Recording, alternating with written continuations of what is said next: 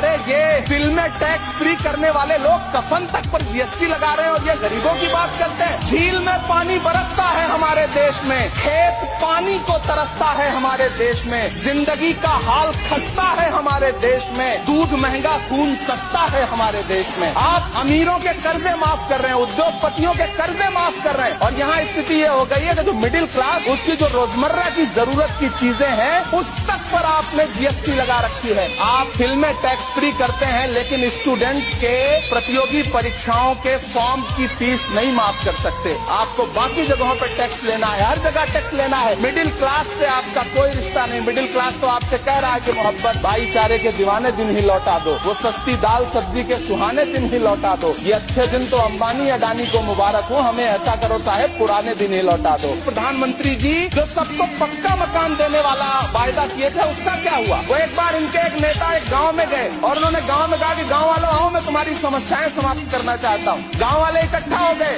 नेताजी ने गाँव वालों से कहा बताओ तुम्हारी 2 समस्याएं बताओ, मैं दोनों समस्याओं का यहीं पर समाधान करूंगा। तो गाँव वालों ने कहा साहब हमारी पहली समस्या है कि हमारे यहाँ कोई हॉस्पिटल नहीं है। तो नेताजी ने मोबाइल निकाला, कहीं फोन मिलाया और मिला के फोन पे पता नहीं क्या कुछ कहा कि यहाँ गाँव में हॉस्पिटल नहीं है, हॉस्पिटल तुरंत यहाँ हॉस्पिटल चाहिए। गाँव वाले खुश हो गए कि 1 मिनट में यहाँ हॉस्पिटल आ रहा है। अगली समस्या के बारे में उन्होंने नेताजी ने गाँव वालों से कहा कि मैंने आपकी पहली समस्या समाप्त कर दी, दूसरी समस्या बताओ। तो गाँव वालों ने कहा साहब इस गाँव में कोई भी मोबाइल का नेटवर्क ही नहीं है। ये है इनके काम करने का तरीका, ये है झूठ बोलने का तरीका।